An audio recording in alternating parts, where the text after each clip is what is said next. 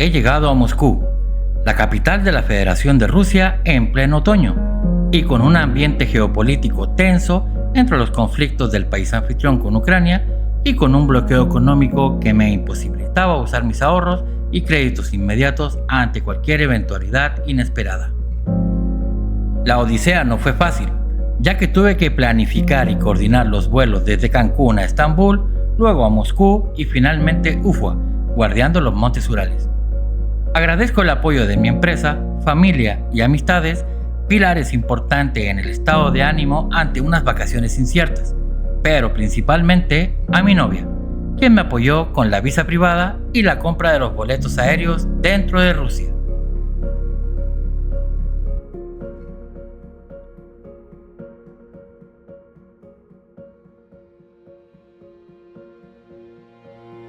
Lo primero que percibí es que no existe un control de seguridad en la Plaza Roja y en el Kremlin.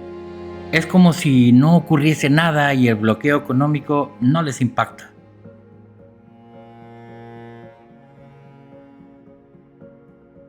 La actividad económica y comercial opera con normalidad. Incluso el GUM, un icónico centro comercial de la Plaza Roja, funciona con normalidad y con ambiente navideño incluido.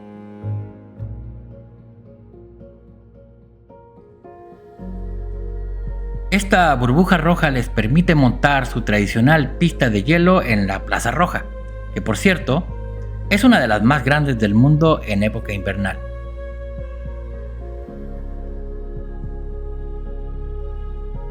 Más allá de toda la historia, su arte, el orden y la limpieza que me sorprendió muchísimo, el paseo Nikolskaya me dejó sorprendido con su armonioso juegos de luces estelares y la alegría moscovita. Te regalo esta hermosa postal, no te vayas, aún queda más por documentar.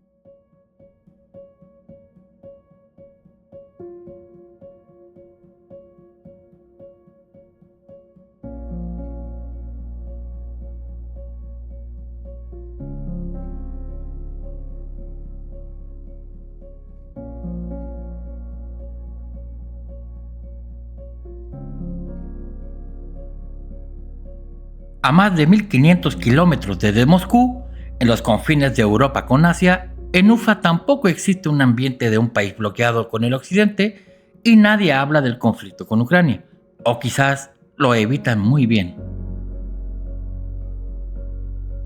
Aunque Irina me dijo que existe una inflación alta, los precios son muy accesibles. Puedo afirmar que el costo de vida está muy por debajo que en Latinoamérica. El consumo en un restaurante fino para 3 personas no llega ni al 50% de lo que me costaría solo a mí en México. Respecto a la ropa, telefonía y supermercado, los precios son ridículamente bajos. Es aquí donde me pregunto, si Rusia tiene que importar debido a que tiene 5 meses al año temperaturas frías y gélidas, ¿cómo le hace para que el dinero rinda? Si tienes la respuesta, déjala en los comentarios. A pesar de que los rusos ganan en promedio $400 mensuales, las calles y su ornato siempre están impecable y reluciente. No vi basura ni grafitis. En internet siempre circulan videos de lo mal que manejan los rusos, pues déjame contarte que respetan al peatón y tampoco pisan el césped o cruzan a media calle. En mi aventura vi muchas iglesias ortodoxas y mezquitas, todas hermosas y muy bien cuidadas. No vi indigentes en las entradas y todos los feligreses muy educados. Bien por los rusos.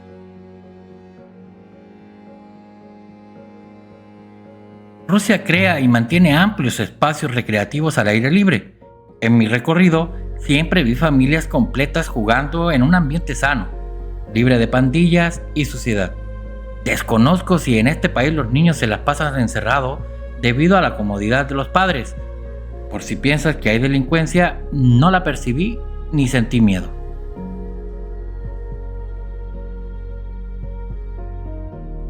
Para finalizar, en mi estadía en Rusia no vi policías, no vi suciedad, mucho menos pandillas, tampoco indigentes y borrachos. Solo vi un país educado y limpio, barato y multicultural. Hasta me di el gusto de ir a un partido de hockey como si un conflicto bélico con su país vecino y un bloqueo comercial con el occidente no existiese.